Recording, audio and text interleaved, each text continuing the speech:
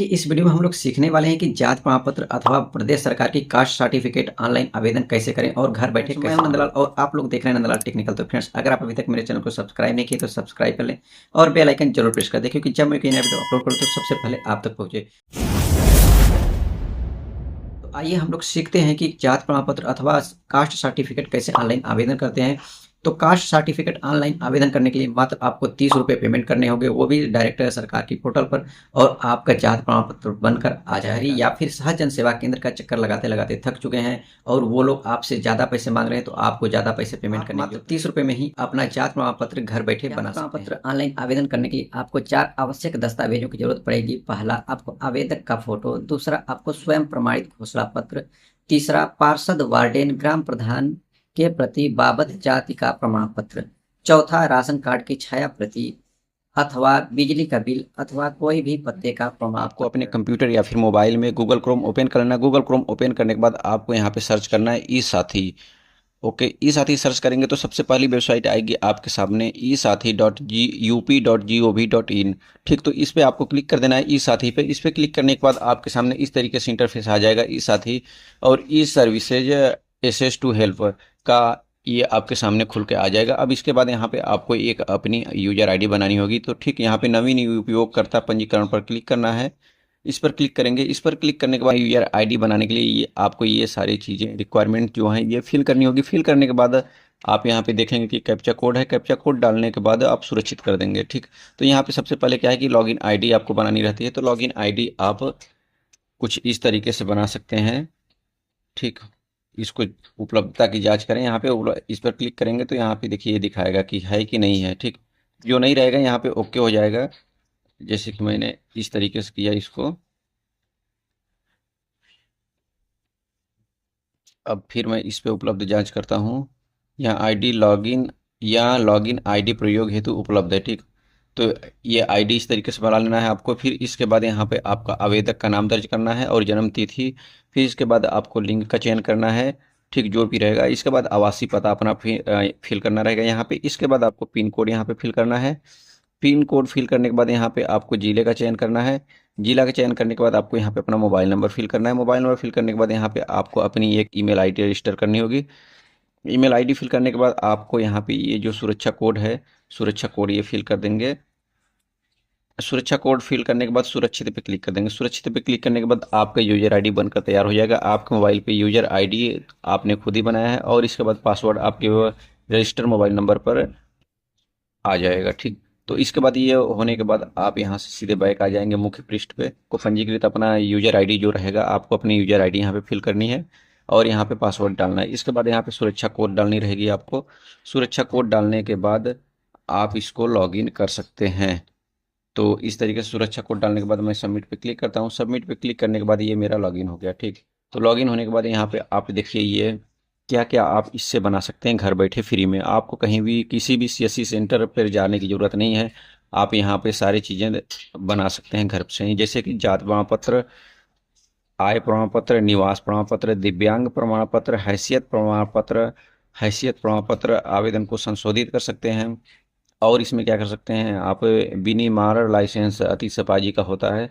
तो इस तरीके से आप इतने सारे इसमें दिए हैं। और इसके बाद आप राजस्व, पंचायती राज विभाग, समाज कल्याण की सेवा भी ले सकते हैं। यहाँ पे खतौनी की नकल पुनः प्रिंट करें, मतलब इस तरीके से आप कुटुंब रजिस्टर की नकल के लिए आवेदन कर सकते हैं यहाँ से। तो ये सारी चीज़ें मैं एक एक करके आप लोगों के सामने वीडियो लेकर आता रहूँगा, जिससे कि आप लोगों को समझ में आ जाए हैं वो जात प्रमाण पत्र का आवेदन करेंगे। ठीक, तो जात प्रमाण पत्र का आवेदन करने के लिए यहाँ पे देख रहे हैं सबसे पहले आपको दिया है यहाँ पे जात प्रमाण पत्र हिंदी में या फिर अंग्रेजी में। तो आप दो में से किसी एक को चयन कर सकते हैं। तो मैं हिंदी को चयन करता हूँ। इसके बाद यहाँ पे देखिए ये आधार नंबर पूछा है। ठीक है, तो enter your Aadhaar number fill करना है यहाँ पे। आधार नंबर फिल करने के बाद यहाँ पे आपको ये जो सिक्योरिटी दिया है सिक्योरिटी फिल करनी है। फिर इसके बाद मैं आधार धारक यूआईडी के साथ है, ये केवाईसी, ये टर्म्स कंडीशन है। इस पर करने के बाद आपको ये क्लिक कर देना है। ठीक है, तो यहाँ पे जैसे ही क्लिक करेंगे इसके बाद फिर सबमिट पे क्लिक करेंगे तो एक आपको ओटीपी आएगा। ओटीपी फिल करने के बाद आपके सामने जात प्रमाण पत्र का आवेदन इस तरीके से आपके सामने आ जाएगा। ठीक, तो यहाँ पे दिया है देखिए सबसे पहले आपकी फैमिली आईडी उपलब्ध नहीं है। कृपया केंद्र एवं राज्य सरकार की कल्याणकारी योजनाओं का लाभ लेने के लिए अपने परिवार को फैमिली आईडी हेतु पंजीकृत करने के लिए फैमिली आईडी पोर्टल .up.gov.in या निकटतम कॉमन सर्विस सेंटर CSC पर जाएं। ठीक, तो इसको ओके कर दीजिए, कोई दिक्कत नहीं है। यहाँ पे अब आपको आवेदन करना है। ठीक, तो यहाँ पे आवेदन करने के लिए यहाँ पे सबसे पहले देखिए क्या क्या चीज़ें फिल करनी है आपको। तो जात प्रमाण पत्र हेतु आवेदन पत्र, तो यहाँ पे अगर आप ग्रामीण हैं तो ग्रामीण पे क्लिक करिए, अगर आप नगरी हैं तो नगरी पर क्लिक करिए। ठीक है, तो इसके बाद प्रार्थी का नाम ऑटोमेटिक फील्ड है। यहाँ पे पिता पति संरक्षक का नाम यहाँ पे आपको क्लिक कर देना है। तो जो भी पिता का नाम रहेगा, पति का नाम रहेगा, आपको यहाँ पे फिल कर देनी है।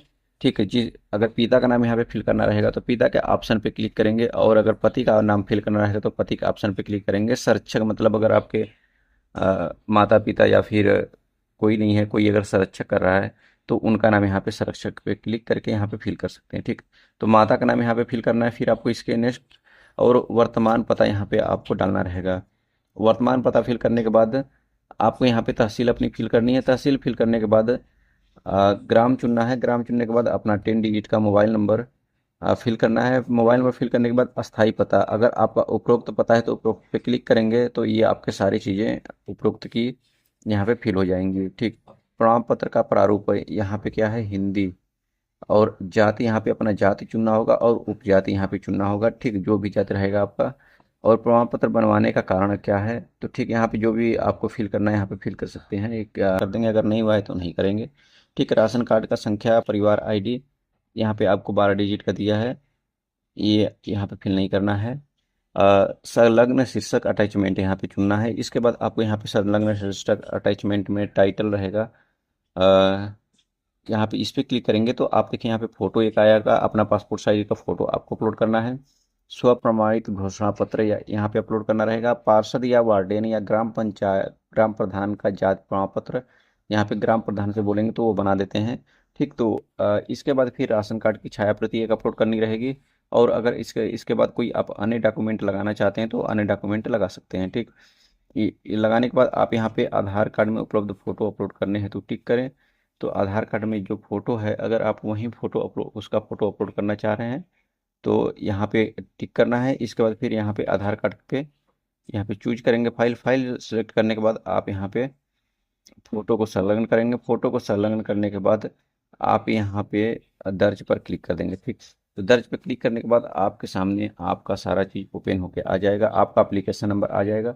उससे आप अपना ट्रैक कर सकते हैं कि आपका जाति प्रमाण पत्र किस स्थिति में है और आपको कब प्राप्त होगा। तो दोस्तों, अगर आपको ये वीडियो अच्छी लगी होगी तो लाइक सब्सक्राइब शेयर जरूर कर दीजिएगा। जय हिंद।